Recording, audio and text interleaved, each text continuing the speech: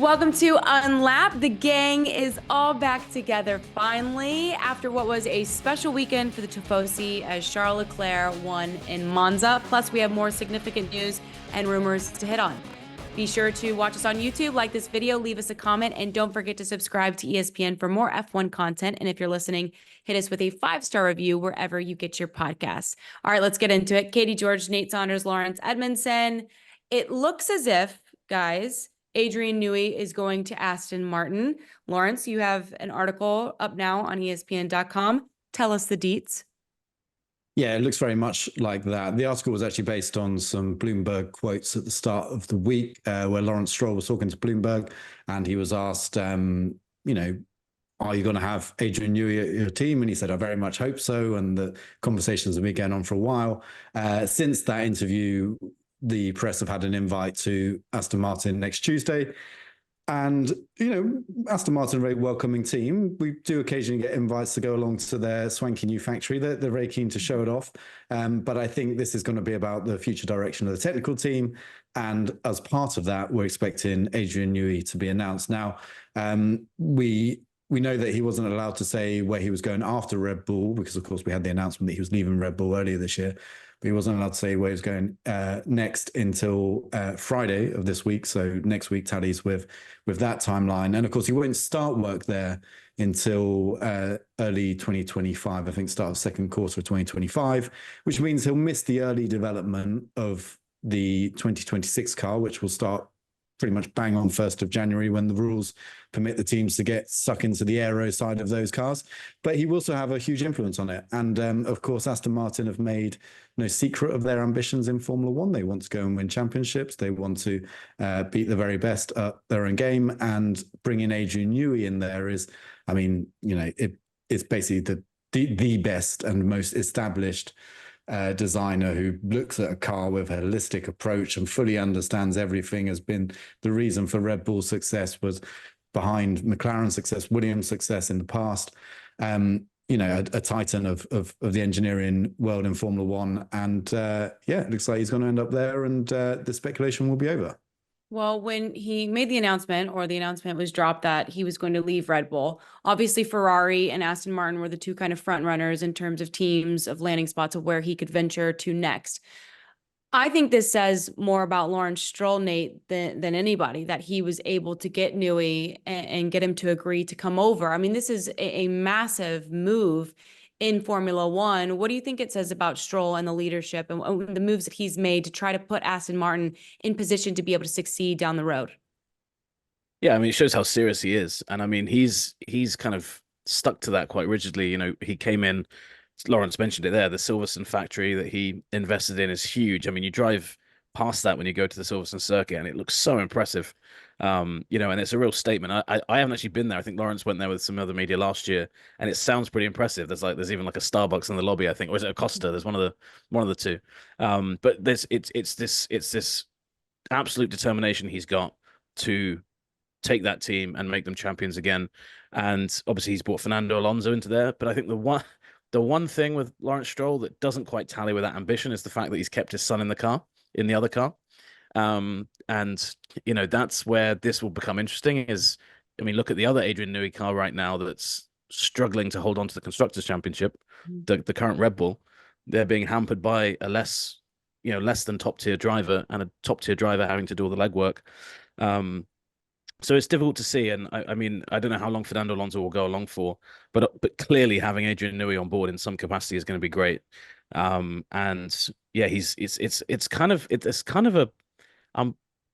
quite interested to see how that dynamic works, because he's joining a lot of people who were lured away from the Red Bull project for quite a lot of money. But I think also with the excitement of being able to work away from Newey, not because he's a bad person to work with, but just because it's nice to kind of go and spread your wings on your own. And he's coming back into that environment and working with guys like Dan Fallows who left from there. So really interesting situation. But yeah, Stroll is super, super ambitious, and I think he's looking at the blueprint of a lot of other teams that have invested very wisely, have spent a lot of money. You can't win championships if you're not going all in. I mean, you've got to have a clear vision, and you've got to spend according to that vision. I think if you look at another team like Alpine, the spending and the investment and the personnel has all been a bit muddled. And with Stroll, to his credit, and I didn't mean to have a knock there with Lance, but that seems to be the only kind of weak point in the team. Everything else he's done has been with that end goal in mind. So yeah, we'll see. I guess the big question is going to be how quick can they turn that into something. They've had a difficult year this season.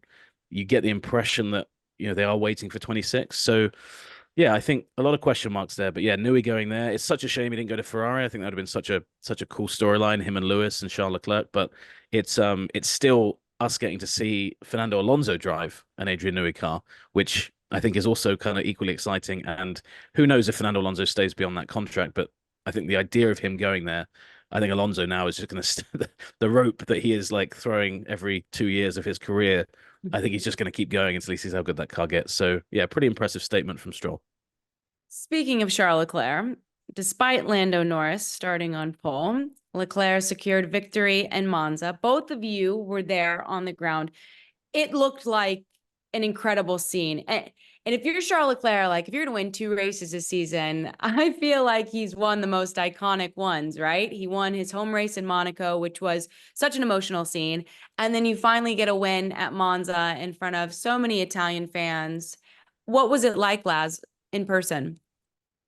I think seeing a Ferrari win at Monza is unlike anything else in the world of sport, just in terms of the support there and the passion and the history and everything is just, so set up around Ferrari in Italy, in Monza. And of course, Leclerc did it in 2019.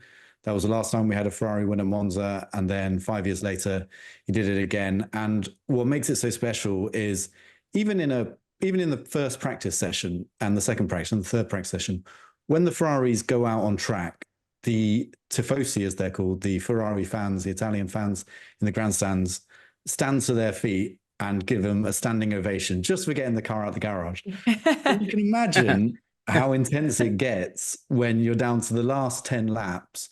You've got Charles Leclerc there hanging on to this set of tyres that he's planning to do 38 laps and win the race with on this, gamble of a one-stop strategy, but was, something that was very much down to the skill of Charles and the strengths of that car coming together. And so for those last 10 laps, the crowd was cheering every time the car went down the pit straight. We're lucky there because our press box is just opposite the main grandstand. There's huge cheers every time. And then obviously getting louder and louder each lap as you get closer to the finish. And then, of course, just scenes of red smoke bombs going off and Ferrari flags and people jumping over catch fencing, trying to get their way towards the track. Because once all the cars are safely back in the pit lane, what they do at Monza is they open up the circuit to allow the fans on, because they have that iconic podium that hangs out there over the pit straight.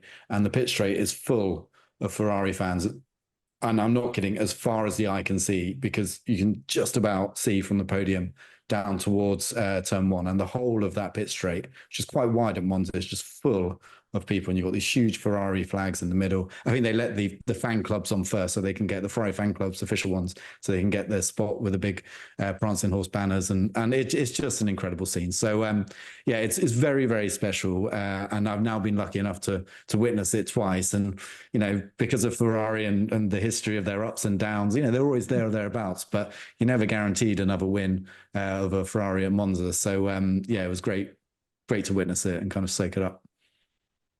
Yeah, and I don't want to story top Lawrence, but I've seen it twice. But I've also, as a teenager, I was actually in that melee in 2006 when Schumacher won, which actually turned out to be his penultimate win ever for both for himself and for Ferrari. And I still talk to my dad and my friend Simon, who came with us, how we got onto the track. I mean, we always drive under that tunnel. I always tell Lawrence about this. The tunnel we now drive under to get into the media area is actually the tunnel that we ran the other way down, found this fence, and there was a few Italians there. And, I remember Schumacher coming past and Barrichello coming past, and it's a few minutes wait. And then before you knew it, you're on the track and that big flag was out. I mean, that flag from the local fan club's always there. And yeah, being there and the Italian national anthem playing is just, it is incredible. It's just one of those really special moments in this sport. And I think probably just sports generally. And I think it's quite nice, Lawrence mentioned it earlier, that I think Ferrari just needed that. There was the whole story of the season since Monaco has become, oh, how good are McLaren and how good are Mercedes, and oh, Red Bull are kind of slipping up, and Ferrari, you just felt were kind of getting lost in the shuffle a little bit. So to have that moment, fantastic. And the really funny thing, and I didn't see him in the pen after, but I read his quotes and I saw his interview with Sky Sports. I think Lewis Hamilton left Monza absolutely buzzing now about Ferrari. I think he's already there, but I think that was the first weekend that he's properly had that moment to really reflect on the move he's doing next year and see the fans there. And yeah, he was saying, I can't wait to be back. And yeah, him being there with Charles next year will be special, because the thing that always happens with Ferrari fans is, and Fernando Alonso's talked about this, Vettel has talked about this, as soon as you put on the red, you're a hero to the Tifosi. You're a Ferrari guy, so you suddenly become the guy they root for. So just a really special place. And it's mad that if you actually look back through the history of the last kind of 25 years, or even from the post Schumacher days, there's not been that many Ferrari wins at Monza. So they're quite rare and pretty special these days. Well, it was crucial in terms of the constructors' standings at the moment, because, I mean, this is a three-team race at this juncture. Red Bull has 446 points. McLaren's behind at 438, which makes Lando Norris starting on pole and then not being able to reap the benefits of a win even that much more disappointing, I think. And then you've got Ferrari rounding out the top three at 407. And so I think it was a massive victory, of course, from an Italian standpoint and a pride standpoint from the fans, but also in terms of keeping Ferrari in this conversation as we move to the back half of this season. With that, Laz, like, how much of a blow is this to Lando's title bid that yet another win slips through his fingers? Yeah, for Lando, it was definitely tough to take. And there's all sorts of kind of stuff to get stuck into here about whether McLaren should be giving him more support and all of this. But I think in Italy, at Monza, the Ferrari was actually the best car for the race. It wasn't the best car in qualifying, but in the race, it was able to look after the front tires, which is a trait that's been part of, the Ferrari's strengths throughout this season.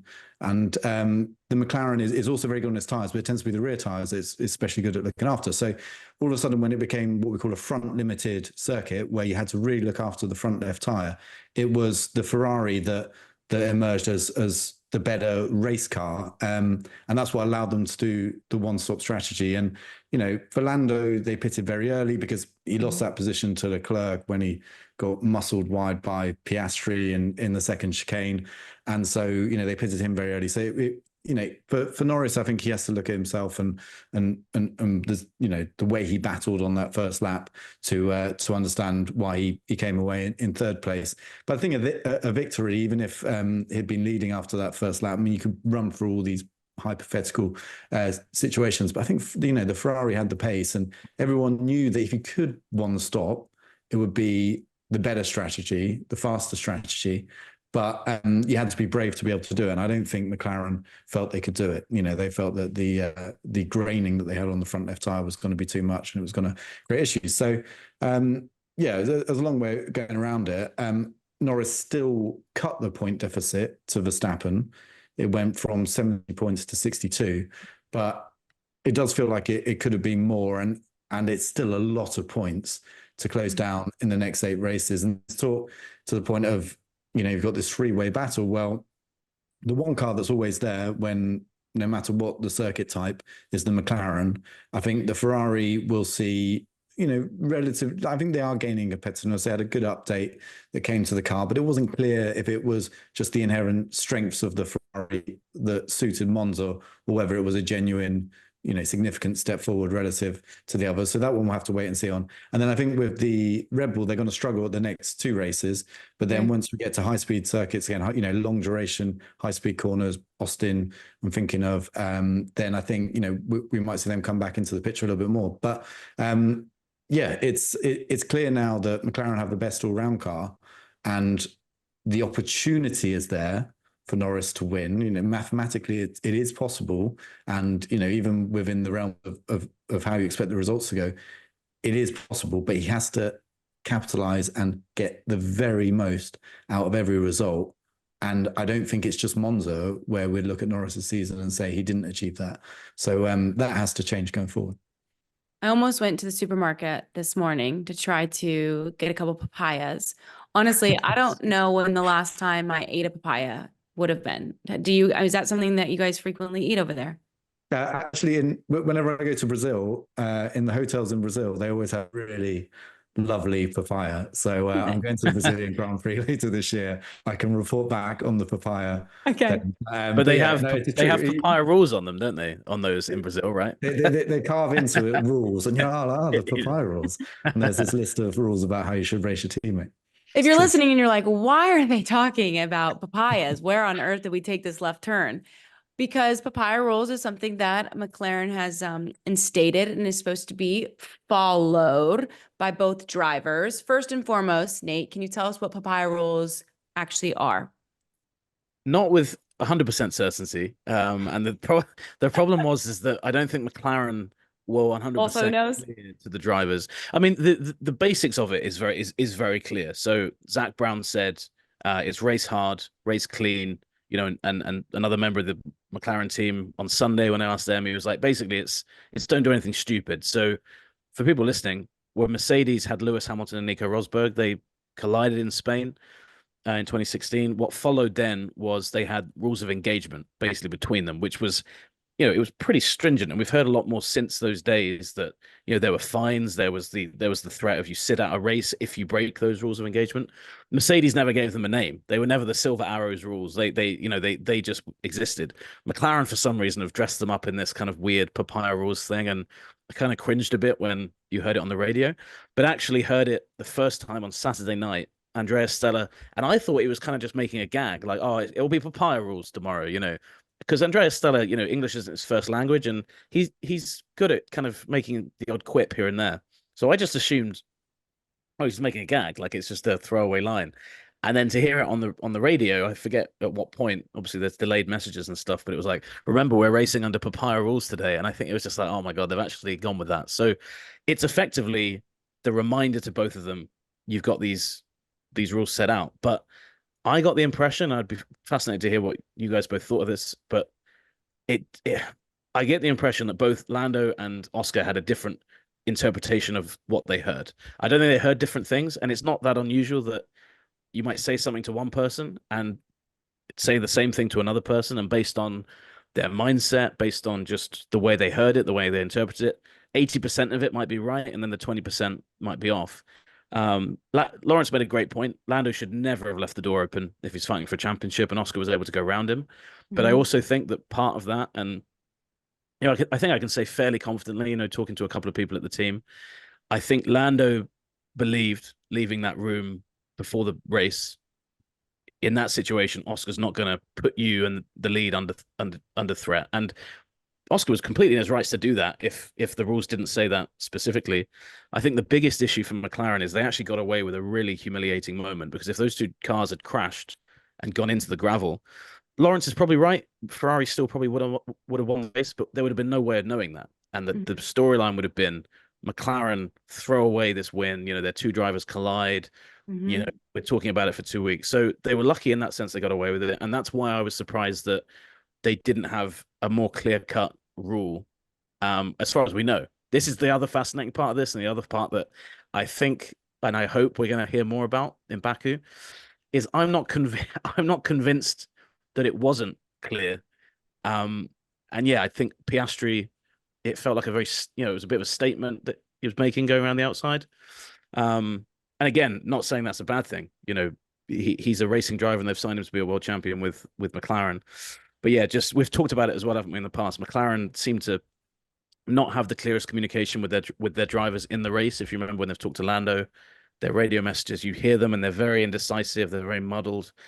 So you can understand how they arrived at that point. But I was surprised. I wasn't surprised. I was glad they didn't go for team orders, but I was surprised that they didn't have a clear-cut rule to Oscar that, look, if you go into lap one, turn one in second, hold that position for that lap, or at least don't over, because Lando could have spun out of that corner, they could have collided, you know, whatever. And easy for me to armchair quarterback it, but given the advantage they had, risking that lead in that way was surprising, you know, and given where they're at in the championship. But, you know, easy for us to sit here and say that. And I do get the impression that McLaren now, I think we'll keep hearing Papaya Rules during the race because they love that phrase, but I think it will be clear cut now, and I think there will be an actual guideline of here's what we do if in XYZ situation, and I get the impression that was not the case on Sunday. Yeah, it felt like. Go ahead, Laz. I was going to say, to back up Nate's point, one person's racing hard is another person's pushing over the limit. I mean, we see that all the time, usually not between teammates. We see that between, drivers of two different teams going for the same corner. And usually that is actually right on the limit, and the stewards will make a judgment on whether it was pushed over or not. Now, what Piastri did, obviously I think was a perfectly good racing move. It was exactly what we want to see, actually, from a racing driver kind of going for the lead of a race. There was nothing wrong with it in terms of the rules of racing, in terms of what you're allowed to do under the regulations and what the stewards will have a look at. But it was racing hard, and then Norris may argue, well, if he had tried to, well, he kind of did argue actually in the press conference when I asked him a question afterwards. He said that if he'd hit the brakes later, well, maybe we would have had an accident. Basically saying if he'd pushed into that corner as hard as Oscar did, perhaps the two of them would have collided. And of course, Norris mid-corner had that big slide, very nearly went round, lost the position to Leclerc on the exit. So I imagine in Norris's mind, that's not just racing hard, that's kind of going over a bit further. Whereas Piastri, and I kind of agree with this, that was hard racing and he got ahead. And so, that's just what he was allowed to do. But because we don't know exactly what was said to the drivers, and and there is this kind of question over what is hard racing and what is going too far, it's very hard to make a judgment without being in that briefing room before. But I think we can safely assume that both drivers did not get the same brief because, to your point, Oscar Piastri went out to race and to gain the lead. He was going to go for it. If Lando Norris knew he was going to go for it, I don't think he ever would have left the window open for him to be able to do so. And it seems as if Lando Norris did not expect that from Oscar Piastri. And that's why I think we can deduce they weren't told the same things or weren't prepared in the same way. Yeah, I think Norris got a bad exit as well from the previous corner. So I think, Norris, he positioned his car on the inside going into that chicane, which is what you do when you defend. And Piastri just, really nailed his braking point going into it. Had he got it, had he hit the brakes a little bit later, might have ended up off the track, cutting the chicane there and, probably having to give a position back to Leclerc maybe. So, I think Norris has got himself to blame because he actually made a decent start, got through the chicane, but then just didn't get that run through Curva Grande that perhaps he should have had to make sure that there was never even a question of Piastri coming past.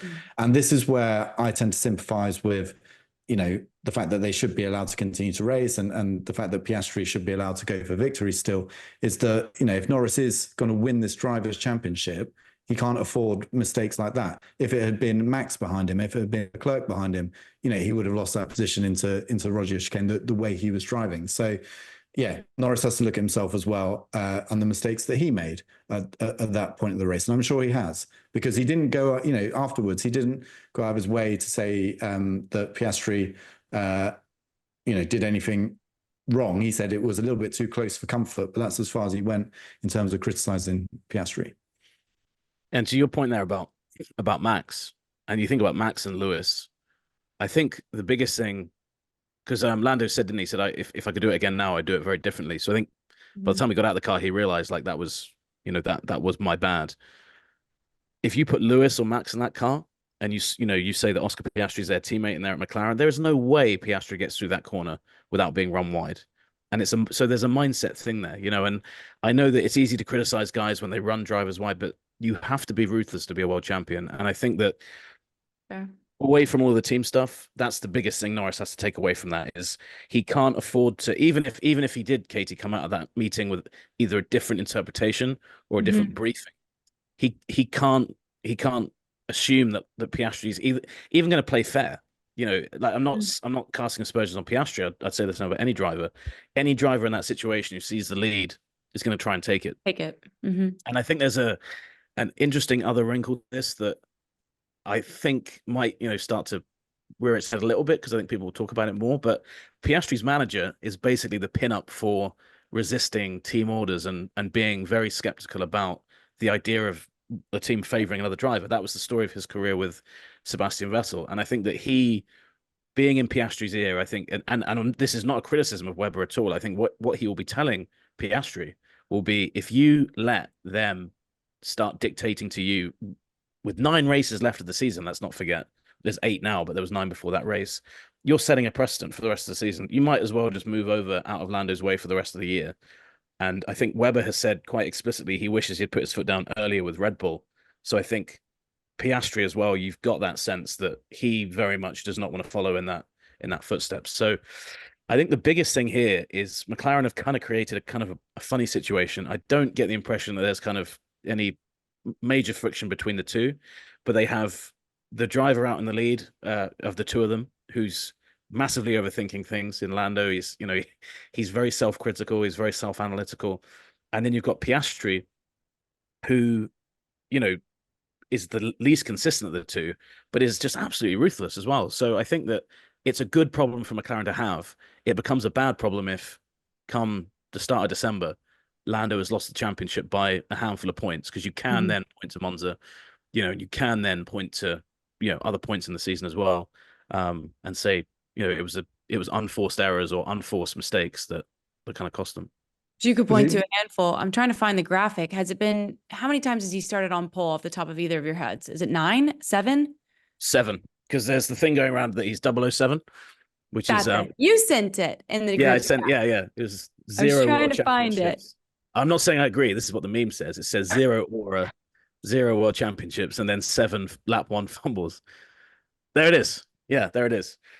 And I mean, that's also the thing, isn't it? From Norris's point of view, is he nailed the start, and until that happened with Oscar getting past him, I think it was like a real, like, oh, Lando's actually led. He's actually held the lead into turn 1. And if he'd finished that lap in the lead, I mean, DRS in Monza is really powerful. So who knows? Piastri might have just got him when that opened on lap 3. Who knows? And like Lawrence said, Charles might have got him. But no one's talking about that fact that McLaren, both their cars on one of the longest rundowns of the season to turn 1, actually nailed it. And that had been a real problem for them all season. Instead, the focus is the two of them nearly crashing, the two of them, kind of having this weird situation going on. So a small positive there to take for McLaren. If they have solved those things going on to the next bits of the season, then then it's another good reason for them to feel good about where they're at. Last question I'll ask regarding this topic. Laz, are you okay with them using papaya as the color or fruit that they're referring to? Yeah. So Laurence hates this. Laurence absolutely hates this. When I sit next to him, Why? Well, it's, I don't know, like obsession with papaya. I mean, the orange on the car is quite distant from the papaya orange that was originally on the Bruce McLaren cars, but never mind. I mean, that aside, but it's also, I think it is setting themselves up for ridicule, because the papaya rules are around, especially at this stage of the season where you're going for a championship, and there's going to be a lot of very heated debate over whether they should be getting behind Norris or not, or whether they should be allowing Piastri to go for wins. Because let's not forget, if they start telling Piastri to move over and let Lando win races, say they've done that in Hungary, and then we get to the end of the year and Norris still hasn't beaten Verstappen to the championship, Piastri's going to look back and say, hey, those were a bunch of race wins, which are very important when you're at that stage of your career, that I just let disappear because my teammate didn't go on to win championship anyway. But because it's such a sensitive issue, I think, you just say, rules of engagement or, racing rules, whatever. You don't set yourself up for the ridicule that comes with the word papaya. But anyway, my personal opinion, I think it's just kind of, it's that over. It almost sounds cutesy. Yeah, and it's just the marketing kind of nonsense that goes on at certain teams, and I'm a bit over it already. So a quick one on that, on the marketing nonsense. McLaren, we have a lot of, there's a lot of really great people that work in their comms team and stuff. Mm-hmm. One thing, McLaren are very, their marketing strategy sometimes is a bit bizarre. Like they love like the papaya, as Lawrence has talked about. They also have all these phrases like forever forward and forever McLaren and stuff. And the funny thing about their Saturday evening sessions is they have this board that it's like a rolling PowerPoint kind of pictures.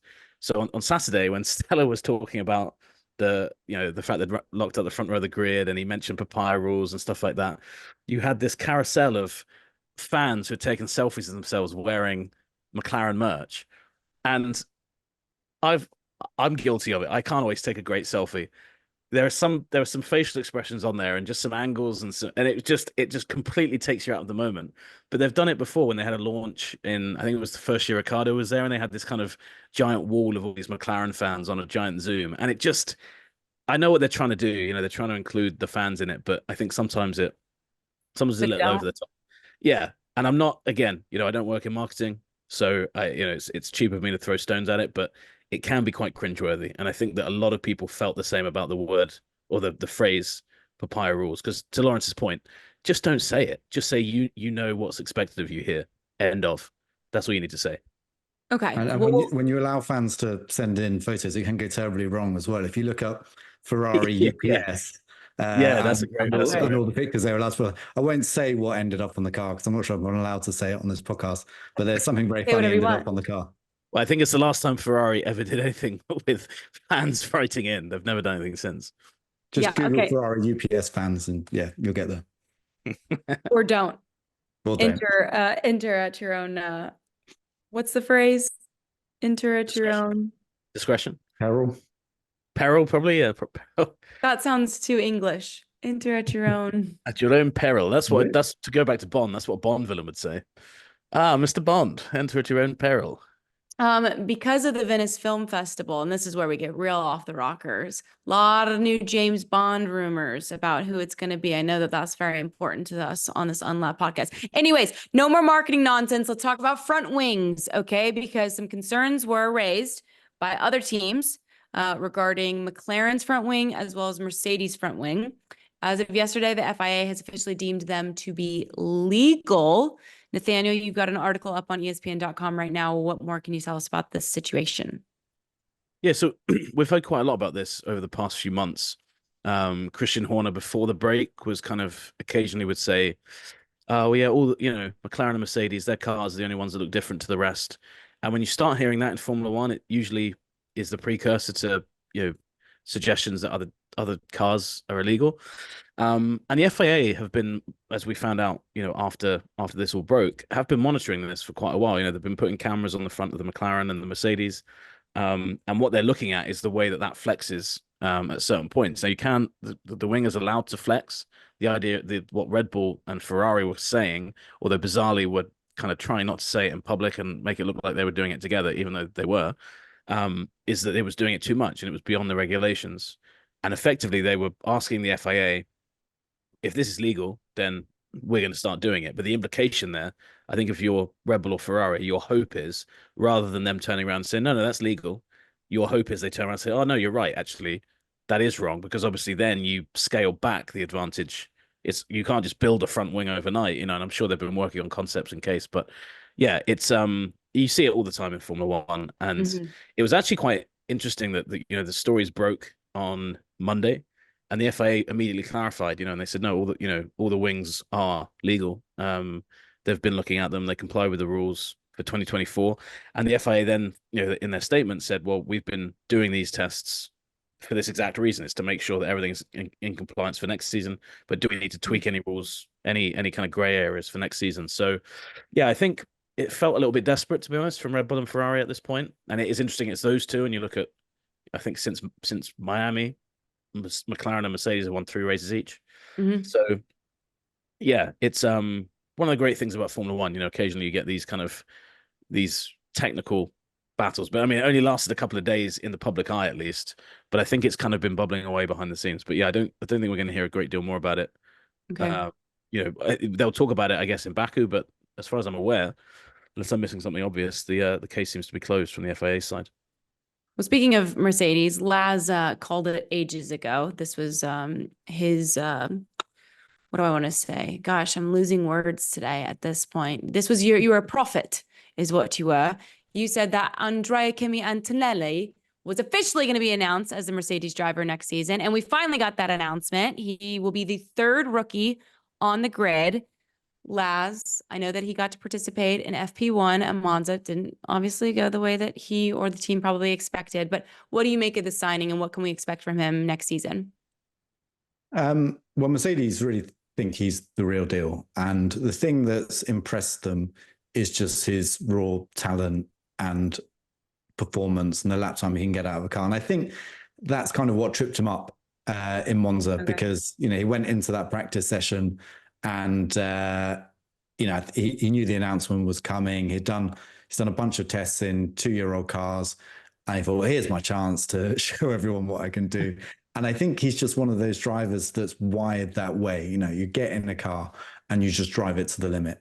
Max Verstappen regularly does the same thing in practice sessions, but of course he has all those years of experience and you know, and ability to keep it on the track. But I think Antonelli was keen to put out a statement. His first lap was incredibly impressive. I mean, completely unnecessary. The first push lap he did, you know, very fast, went straight to the top of the time sheets, and then he did a slow lap, which is normal. Then did another fast lap and was pushing purple sectors and all the rest of it, and simply just left his braking too late into Parabolica, which is not a corner that will forgive you if you do so. I mean, even the safety car driver found that out during the Thursday preparations.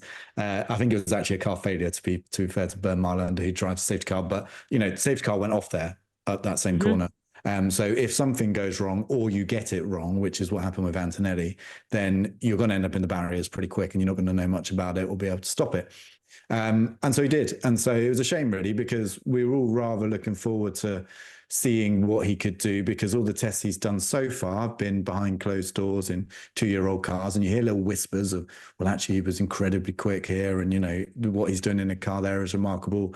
Toto Wolff talked about how he was did a Formula 3 test, I think at Silverstone in the wet, against a bunch of other F2 drivers at the start of the year, and it was wet conditions. And because he has this mentality of just going out and going absolutely as fast as the car can possibly go at that moment in time, he was something like 3 or 4 seconds faster, which is a ridiculous amount. So there's this raw talent there that is incredibly exciting.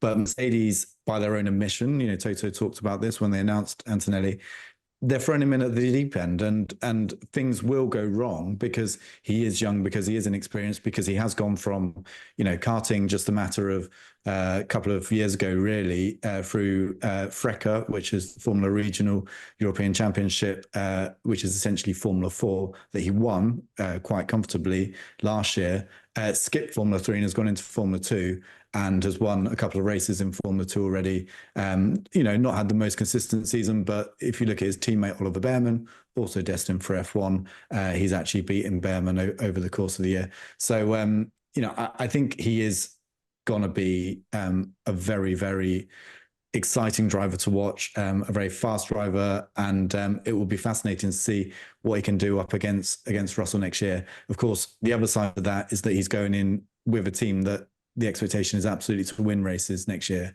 You know, they've won races this year, won as many races as McLaren, who we expect to go on and win the Constructors' Championship. So, you know, he's going to be in positions next year where, you know, there's going to be a lot of pressure and he's going to have to drive sensibly as well as very fast. So that will be interesting to see how that develops and where he ends up against Russell, who I think is, you know, a very exceptional benchmark for him to be up against. Yeah. I'm glad you mentioned Ollie Berman, because Kevin Magnussen, I think, is worth pointing out. He will not race in Baku due to an accumulation of penalty points. So, Nate, is it reasonable for us to assume that we could see Ollie in that spot on race day? What should we expect there from Haas? Yeah, that would make the most sense, wouldn't it? And I think, I mean, it's hard to see. Obviously, Ferrari need him as the reserve driver. So I think the question then becomes, can Ferrari find somebody who can take that role for that race? I think they have, I don't know what Giovinazzi's kind of schedule is. Obviously, he used to race for Sauber.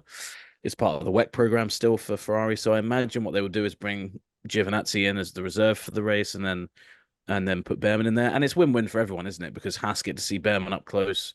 Behrman gets to drive the car. Behrman gets another race. So that seems to be it. So yeah, I think it will be him. Not a win-win for Kevin Magnussen, but no. And I've got to tell you, so on the grid in Monza, when the cars will come past us, and we're really lucky to get kind of stand on the grid before the race, and it's a really, you know, you always see the cars being wheeled on. Before the Monza race, everyone usually comes down, they've got the helmet on, the visor down. Magnussen was being wheeled down. I've got a picture of it on my phone, and he just had helmet off and he was just sat there. He might as well have just been whistling away to himself. You do sometimes see guys sat without their helmet on, but it just struck me at the time when I saw it. So then when he then, an hour later these headlines are being made like, oh, he's getting this ban. I thought how funny that is. But I do think that those penalty points were harsh, the ones he got. But this thing exists for a reason, this point system. And while they've probably got this most recent one wrong, Magnussen has accumulated a lot of these, and it's doing its job. So but yeah, I just thought it was funny that K-Mag looked so nonchalant before the race, not suggesting he didn't have his head in the game, but it struck me before the race, and then that happened.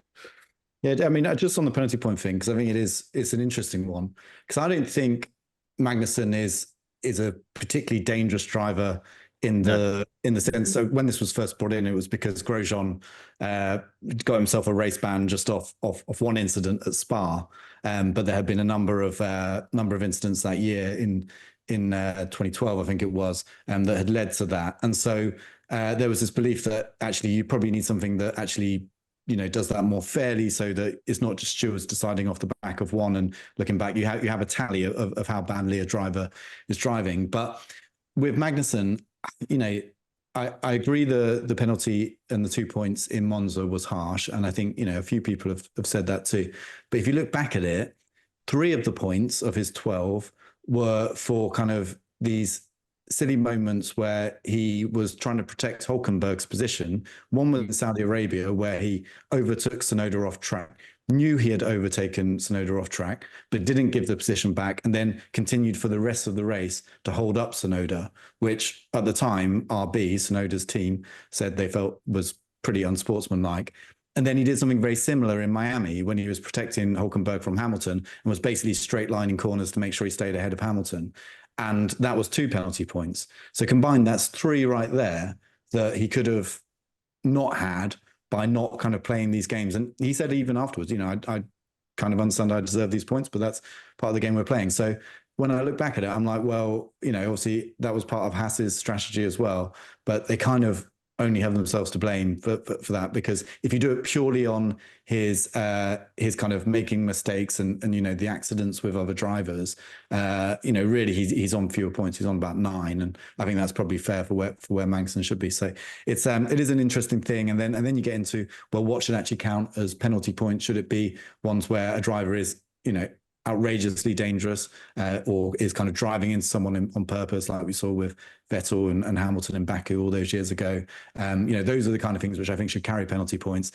Accidents, genuine accidents where they just make a slight mistake or lose control under braking and happen to create an incident, sure, still give them the in-race penalty, but do they need the penalty points? So I think some kind of formalization on how that is delivered is probably worth reviewing at the end of this year. Unfortunately, though, he will be sitting and whistling when everybody is in Baku, because Ollie Berman will likely be taking his seat. Who's going to Baku? I am. I'm the lucky one that gets to go. I actually quite enjoy it as a race. It's an incredible circuit, unlike any other circuit in Formula One. So I've just got to get there via Doha, which is not the most pleasant things. Yeah, or easy things. Well, I hope you both enjoy your weekend off before you head to Baku. Thank you, as always, for your time, your analysis. We appreciate it. And thank you to all who listen and watch. We appreciate you as well. We'll be back next week to preview Baku and more from Unlapped, as always. Thanks, guys. Cheers.